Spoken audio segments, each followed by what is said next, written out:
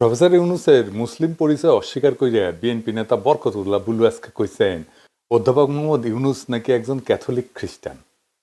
নাউজুবিল্লাহ। আওয়ামী লীগ হাসিনা প্রফেসর ইউনূসের বিরুদ্ধে নানা কুৎসা রটনা করেছে, কিন্তু কখনো এই লেভেলে ক্যাম্পেইন করে নাই।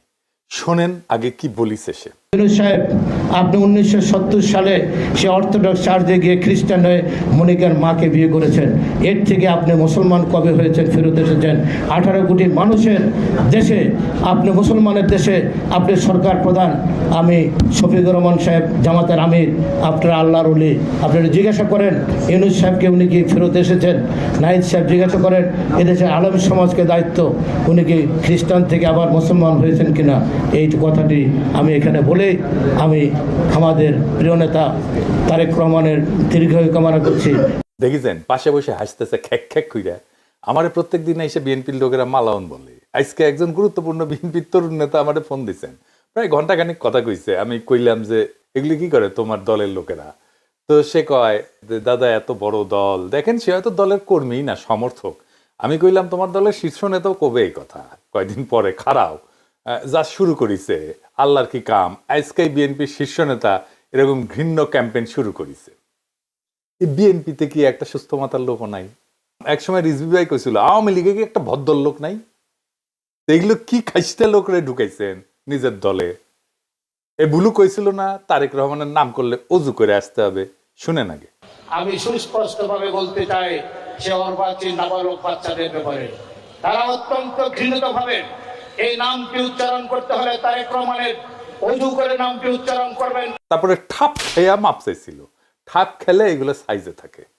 সাউদ্দিন সাহেব এক ঠাপে গলার স্বর নরম করেছেন। প্রফেসর ইউনূসের ওইখানে আজকে যায় কেমন নরম সুরে কথা কইছে। বিএনপির পেজে আবার শেয়ার দিয়ে দেখাচ্ছে, দেখিছো দেখিছো কত চমৎকার করে কথা কইছে। আগে শুনেন। মাননীয় প্রধান উপদেষ্টা এবং আপনার সহকর্মীবৃন্দ, জাতীয় নেতৃবৃন্দ, আসসালামু আলাইকুম।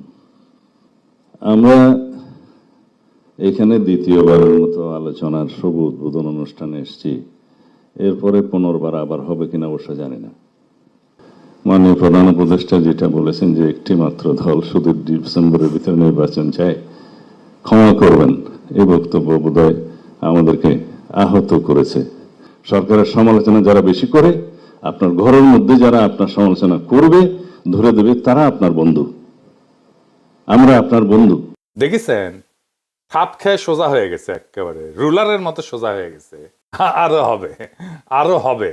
হ্যাঁ, ও এখন করছে যে সমালোচনা করি তো আমার বন্ধু। তো আমি যখন সমালোচনা করিছিলাম তখন বন্ধু মনে হয়নি না? তখন তো শত্রু বানায় কি শুরু করেছিলেন, এখনো করিচ্ছেন। হ্যাঁ, সব খেয়াল আছে, বুঝেছেন? সাউদ্দিন সাহেব খুব দুঃখ পেয়েছেন। উনি আগে কইছিলেন যে ওনার প্রতি অন্যায় হইতেছে, ওনার পোলারে এর মধ্যে টাইনে আয় না, আমি মহা অপরাধ করিচ্ছি। এটা ঠিক হয় নাই। সাউদ্দিন সাহেবের ধমকের কথা বলা থামিছে না। আবার শুনেন।